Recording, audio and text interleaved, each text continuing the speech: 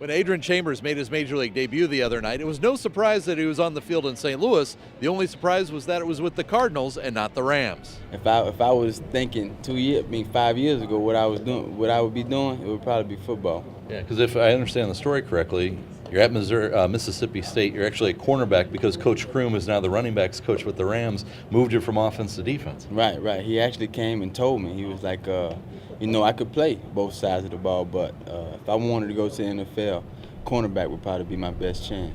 That plan became derailed when an off-the-field incident with a co-ed led to his dismissal from the program. They wanted to suspend me for a year, and I decided to transfer. I transferred over to Pensacola Junior College, and then that's where I started my baseball career.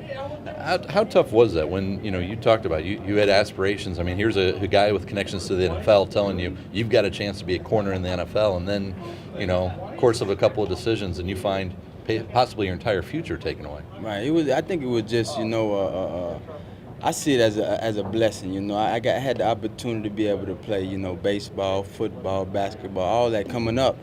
So I was kind of prepared. Actually, I mean, obviously I didn't know where I would be, but when they told me baseball, I wasn't afraid of it. I wasn't afraid to take on a challenge and just see where I'm at now. Working up through the organization, how has your game evolved here these last couple of seasons?